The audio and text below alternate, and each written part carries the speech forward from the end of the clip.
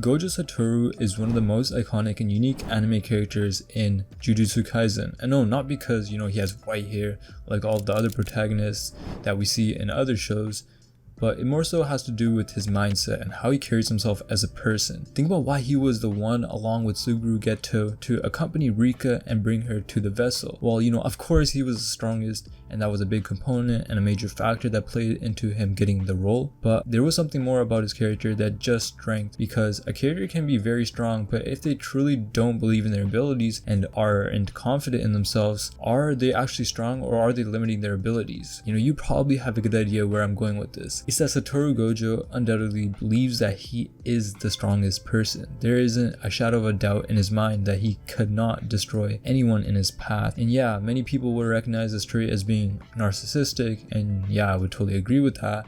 And with this claim, to some extent, there would be some truth to it. But once you actually unveil the true definition of what narcissistic personality really means, this isn't really the case for Gojo, because to be narcissistic, as Google defines it, defines it as having a sense of entitlement. Gojo definitely does possess to some degree, but it's not like he's walking around telling every enemy that he faces off against that he's the strongest person out there. Along with this, being narcissistic would also mean that you will lack empathy, and to that I would definitely say that he does possess to some degree in many parts of the show, which I do agree with. And the last thing that would really classify him as being narcissistic is the need for admiration, which I would have to stop with and disagree completely with, because Gojo is the strongest person out there, but he isn't out there to obtain a cheap sense of validation from others for his strength. Instead, Gojo's intent for having this power is to use it in a more moral way that will benefit humanity, fend off against curses, which is very wholesome. Knowing and understanding this, that Gojo really is not this narcissistic person but does possess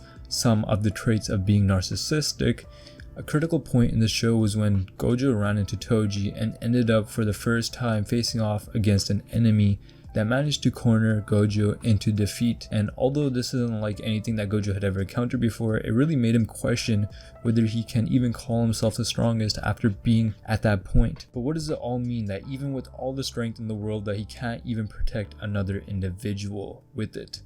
Being called the strongest at this point is just another label, something that we will explore again later in this video. So following this sequence of events, the ecstasy that Gojo experienced after awakening the reverse curse technique was another crucial and important turning point in his character development, because this was a truly very traumatic incident that he experienced and put him into a state of shock like nothing he had ever truly experienced before, because on the brink of death, Gojo lost all of his humanity and experienced a state of ecstasy that was soon followed by an apathetic downfall, which was the reason why he suggested to Geto, "Do you want to kill them all?" Which then he followed up with, "Right now, I probably wouldn't feel anything, it's pointless." Going to show how at this point Gojo wasn't really acting out of a state of vengeance nor anger. Rather, he was self-aware enough to the point that he realized that his actions wouldn't really matter at this point, and that acting out of anger or vengeance would prove worthless. And the fact that even though Rika died, Gojo didn't really care about seeking vengeance, and that instead he looked for something that could benefit him, killing these people that would be tied to Jujutsu. And although this wasn't the only thing that impacted Gojo though, the fact that Geto, his best friend, the person that he trusted the most and sometimes considered his equal, left him and committed something that left Gojo in a state of dismay, really changed his personality and his mindset, and really made him question himself. And the same question arises again. What does it mean if you are the strongest if you can't even protect your closest friend from becoming evil? Can you really even call yourself the strongest? Or again, is this just a label prescribed to you based on what other people want out of you?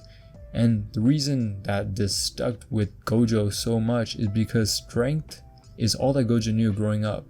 That being powerful and strong is what helps you get through problems and situations, and that when this isn't the case, it really frustrated him. And when this truth is crushed right in front of your face, that even with all your power in the world, that it wouldn't really help you save your best friend, it leaves you frustrated and angry. A break in the character of Gojo that we never truly get to see. This rude awakening is what set Gojo up to expressing his anger and lashing out, something that he was never used to. which is seen during the Shibuya arc. Gojo slightly loses his sanity in a more so stoic and emotionless way, kind of like the aftermath of Rika's death. And on top of all of this, there's another question that whether Gojo possesses a god complex, because his statement that throughout heaven and earth, I am the honored one, is something that would suggest that Gojo sees himself better than everyone else on a spiritual level as well, tying into his already somewhat narcissistic persona. And yeah, though Gojo was truly experiencing a state of bliss at the time, it goes to show how Gojo really views himself. And this makes sense, as he is the bearer of the Six Eyes, born into the Gojo clan, and all he's known throughout his life is that he's been blessed by power, and power has favored him opposed to all of the other people. And due to his power, it has positively reinforced him to having this strong narcissistic personality that many people would claim that he has. But despite all of the people claiming that Gojo is this heartless, inhumane, narcissistic person in Jujutsu Kaisen, to end this video on a positive note, I would argue the point that Gojo is actually one of the most humane characters in the show, and that many people just cherry pick the negative traits of Gojo and use it to make him out to seem like Gojo is this evil individual, which isn't really the case at all. For example, Gojo isn't one to meaninglessly just kill another person, as he even asked Toji what his last words are before killing him. And Gojo clearly cares a lot about his students and peers, as he has displayed many times in the show, and if anyone else was in the position of Gojo, they would most likely abuse the power of his position for their own satisfaction, which Gojo doesn't do. He instead uses his position to teach and educate others, which seems like a very moral position to act out from. But this was just my opinion on this character. Let me know if you have any other opinions on this matter, and that whether you disagree or agree with my statements. And if you like the video, then like the video. If you dislike the video, then dislike the video. And all the support is appreciated.